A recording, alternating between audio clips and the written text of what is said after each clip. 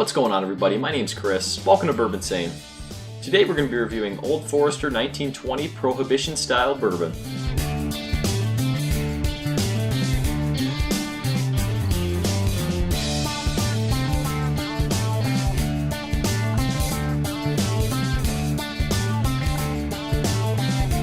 Now, this bourbon is made by Old Forester Distilling Company in Louisville, Kentucky, and this is actually a part of their Whiskey Row series. So they released this Whiskey Row series, which has 4 different bourbons in it at the moment. So there's an 1870, which is their original batch bourbon. That's a 90 proof bourbon. They also released a 100 proof bottled in bond version, paying homage to the Bottled in Bond Act. In 1897, that one was. Their newest release is actually 1910, which is called the Old Fine Whiskey. And then this, of course, is the 1920 Old Forester, which is the Prohibition style whiskey, paying homage to the Prohibition dates. So this bourbon itself is actually the highest proof expression that they offer in that Whiskey Row series. This is a 115 proof bourbon, so it's pretty hot. This is touted by many to be the best of the Whiskey Row series. I've heard good things about the 1910. I do actually have a 1910 bottle here in my bar. I have not opened it yet. I am hoping to do it soon and maybe do an uncorking for you guys coming up. But I did want to review the 1920 because this is a bottle I really like, and I wanted to share with you guys. So let's go ahead and get into it. So taking a look at the color here, guys, it is quite dark. I describe this as a very dark caramel, beyond amber to the point where it's dark. This is 115 proof. I've seen higher proof bourbons that even aren't this dark, so looking at it in this light at least, it is quite a dark bourbon. Seems to be quite thick on the glass as well. Let's go on into the nose here, guys. This has got a fantastic nose. I describe this as a rich chocolate nose on this. You definitely pick up rich caramel and vanilla notes with that chocolate. Do get some oak on this as well. And I definitely get a cherry note as well. I describe this as a dark cherry on this. Probably the higher proof brings out those richer, darker notes to me.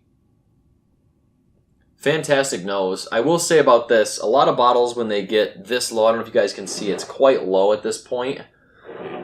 Sometimes they start to turn. This bottle's been pretty near this low for a couple months now. On the nose, it smells just as good as it did the first day I opened it. So it's holding up very well, I will say that. Alright, let's give it a taste here, guys. Cheers.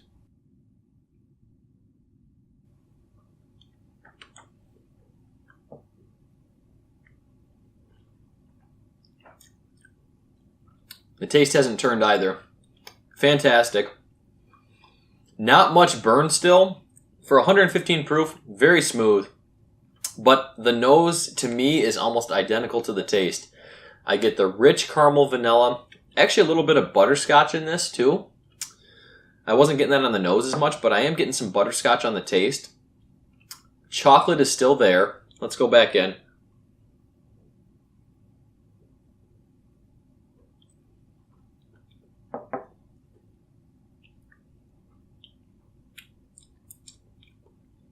I don't pick up as much cherry on the taste. It's still there, but it's much more subtle to me. I really think the caramel, vanilla, chocolate is really just coming through on the palate. It leaves a great taste, a great mouthfeel. Pretty long finish. It's just now dissipating from that second sip. So I'd say it's got a medium to long finish. Again, with higher proof bourbons, I typically get a longer finish. That's kind of expected. Overall, fantastic. I want to go ahead and take another sip for you guys.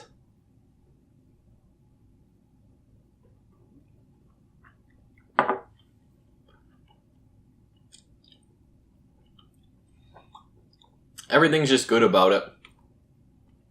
I'm very, very tempted to crack open the 1910. I may have to do that yet tonight while I'm filming this, because this is just so good. Smooth for the proof. All the flavors really are rounded well together. I definitely think this is probably their best expression. We did do the Old Forester Distillery Tour when we were in Kentucky, probably about 4 or 5 months back now.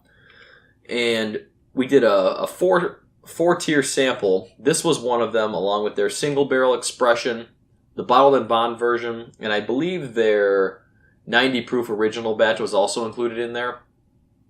This by far was far and away to me, and actually all my buddies who were there as well, they thought this was by far the best. The single barrel was quite good as well. Fortunately, that day when we were there, we actually were able to try a master distiller's single selected barrel, which was pretty cool. And I actually was able to purchase a bottle of that in the gift shop, and I will be reviewing that at some point coming up. And that was quite good too. A lot more citrus on that, but this bottle overall is just fantastic. This bottle in retail is going to run you about $60 to $65. I think I paid $62 for it. I've actually been hearing lately that it's been harder to find the 1920. 1910 has already hit the point in the market where they've sold too much of it, and Old Forester can't keep up with the demand for what they need for the 1910 Old Fine whiskey. I think Old Forester 1920 is starting to get to that point because it's harder for me to find locally. It used to be in almost every liquor store I would go to around here. A couple of my regular places haven't had it lately, and I'm getting low, so I do need another bottle. For the value, $60 to $65, absolutely buy this. The high proof takes you a long way. If you're a fan of higher proof bourbons like myself, this is going to be fantastic for you. You get all those classic bourbon notes. There's really nothing wrong with this whiskey. I'm definitely looking forward to doing the blind tasting with the Old Fine Whiskey, the 1910. I'm really tempted to pick up the rest of the Whiskey Row series just to do a complete flight of them all. All of them tasted good when we were at that distillery tour at Old Forester, and I really would like to do that whole thing again. Plus, to have the whole Whiskey Row series is pretty cool. Overall, guys, though, if you can find this bottle, please go out and pick it up. $60 to $65, great value, great bottle, great flavors, nothing wrong with this bourbon. Thanks so much for joining me today, guys. Stay insane.